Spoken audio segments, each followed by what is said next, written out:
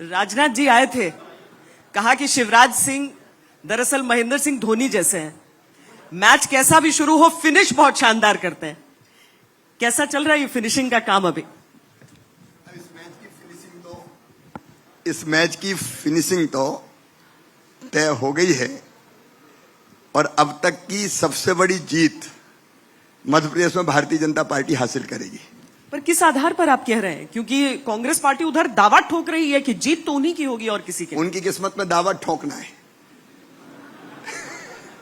नहीं, मैं एक एक करके क्रम पे आती हूं शिवराज जी, क्योंकि जब इंडिया गठबंधन ने तय किया कि अपनी पहली साझा रैली की जाएगी तो उन्होंने जगह चुनी भोपाल। क्या गठबंधन है ये? ना इनकी नीति एक, ना इनके विचार एक, ना इनके सिद्धांत एक, ना इनकी रीति एक, ना इनकी नीति एक। ये सत्ता प्राप्त करने की चाह में स्वार्थियों ने एक गठबंधन किया है और सत्ता से भी ज्यादा उनको चिंता है अपने खुद के भविष्य की। प्रधानमंत्री श्रीमान नरेंद्र मोदी जी को मैं धन्यवाद देता हूं। एक तो वंशवाद की राजनीति का भारत को उन्होंने खात्मा कर दिया और दूसरे ये माना जाता था कि राजनीतिक दलों में नेता कितने भी भ्रष्ट हो उनके खिलाफ कार्रवाई नहीं हो सकती, लेकिन मोदी जी ने कहा कि मैं छोड़ूंगा नहीं किसी को। अब इस छोड़ूंगा नहीं जब उनको दिखाई देता है तो सारे के सारे इस डर के मारे एक पेड़ पे ही चढ़ के बैठ गए। और मैं सच बताऊं तो जैसे जब बाढ़ आती है तो भयानक बाढ़ से बचने के लिए एक ही पेड़ पे कई तरह के जीव जंतु सवार हो जाते हैं। सांप भी बैठ जाते हैं, बंदर भी बैठा रहता है, आदमी भी चिपका रहता है, चींटे चींटी कई तरह के जंतु एक ही पेड़ पर इसलिए बैठते हैं कि नीचे बाढ़ का पानी है, मारे जाएंगे। मोदी जी के समर्थन में जो समर्थन की बाढ़ है उससे डर के इनने एक इंडी गठबंधन बनाया और एक पेड़ पे जा बैठे हैं।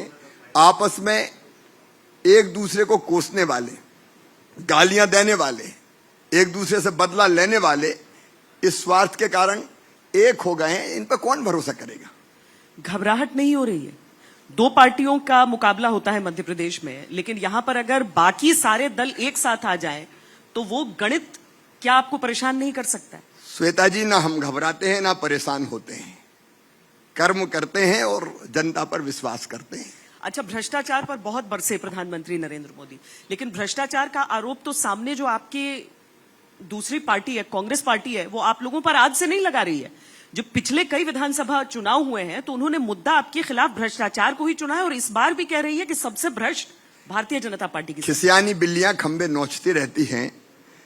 मध्य प्रदेश को अगर भ्रष्टाचार का अड्डा बनाया था तो श्री कमलनाथ जी ने अपने 15 महीने की सरकार में बनाया था। मध्य प्रदेश का सेक्रेटरिएट वल्लभ भवन हमारा दलालों का अड्डा बन गया था। छापे कौन के यहां पड़े थे? किन के करीबियों के यहां से संपत्तियां बरामद की थी? पैसा कहां जाता था? इसका जवाब तो कमलनाथ जी दे, कांग्रेस दे। अब जब उनको लगता है कि हम तो साफ है ही नहीं तो आरोप दूसरे पर मढ़ने की कोशिश करें, लेकिन ये मध्य प्रदेश है और शिवराज सिंह चौहान है, ऐसे झूठे आरोप कभी चिपक नहीं सकते।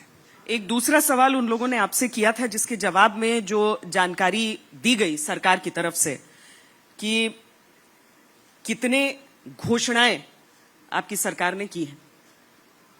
2715 अनाउंसमेंट जून 2000 से जून 2023 के बीच किए हैं। उन्होंने कहा कि शिवराज जी तो केवल शिलान्यास मंत्री हैं, जेब में नारियल लेकर चलते हैं। अब आज ही आप देख लें, मैंने घोषणा की थी 27 तारीख को रक्षाबंधन के पहले कि एलपीजी गैस कनेक्शन 450 रुपया में दिया जाएगा लाडली बहनाओं को, और अब हम देना शुरू कर रहे हैं।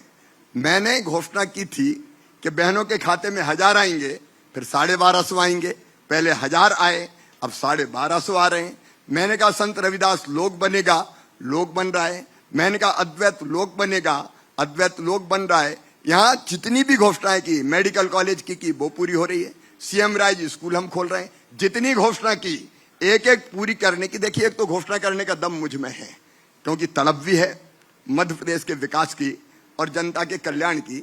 तो जिसमें तड़प होगी वही तो घोषणा करेगा। हम घोषणा भी करते हैं और घोषणा को पूरा करके भी दिखाते हैं। पर क्या ये चुनाव के लिए होता है केवल? क्या आपकी घोषणाएं चुनावी हैं? ये कोई आज थोड़ी कर रहे हैं चुनाव के दिन। हम तो जिस दिन से सरकार में आए, आप देखिए 2005 में मैं मुख्यमंत्री बना, 2006 में कहा लाडली लक्ष्मी योजना लाऊंगा, ले आए। आज 45 लाख से ज्यादा लाडली लक्ष्मी बेटियां हैं। मैंने कहा कन्याओं का विवाह होगा, मास मैरिजेज होगी, वो हो रही है। मैंने कहा सिंचाई मध्य प्रदेश में रिकॉर्ड तोड़ेगी। कांग्रेस, राजा नवाब, अंग्रेज सबने मिला के 7.5 लाख हेक्टेयर में सिंचाई की थी, हम 47 लाख हेक्टेयर तक ले गए और अब 65 लाख हेक्टेयर तक ले जाने का काम कर रहे हैं। सड़कों का जाल बनाने की हमने घोषणा की थी, आज आप मध्य प्रदेश में जहां देखेंगे शानदार सड़कें आपको मिलेगी। एक एक घोषणा हमने पूरी की। चुनाव को देख के नहीं, हम तो लगातार, मैं तो रोज ही करता हूं, जहां जाता हूं करता हूं। मुख्यमंत्री करेगा क्या? क्या जाके रोएगा कि मैं क्या करूं, मेरे पास पैसा नहीं है? मैं कहता हूं मेरे पास पैसे की कमी नहीं है, पैसे की व्यवस्था करता हूं। ये तो बहुत आसान काम है। कोई भी मुख्यमंत्री कह दे मैं क्या करूं, मेरे पास पैसा नहीं है। कमलनाथ जी रोते ही रहते थे, मैं क्या करूं, मामा ले गया, मामा खा गया, मेरे पास पैसे ही नहीं है। मैं कहता हूं मेरे पास पैसे की कमी नहीं है। अगर नहीं है पैसा तो मुख्यमंत्री काय को बने बैठे, हट जाओ, जो व्यवस्था करे उसको बनने दो। नहीं, बाकी पार्टियां जो फ्री के स्कीम चलाती हैं तो आप लोग बहुत बरसते हैं कि ये क्या तरीका है, इतने सरकारी जो एक्सचेकर है उसके पास इतने पैसे ही नहीं है। आप कह रहे हैं कि जो लाडली बहन योजना है जिसमें आप अभी की रकम बढ़कर 3,000 हो जाएगी आगे चलकर, वो मध्य प्रदेश सरकार पर बिना अतिरिक्त दबाव के संभव है? इस धरती के संसाधनों पर महिलाओं का भी हक है, बेटियों और बहनों का भी हक है।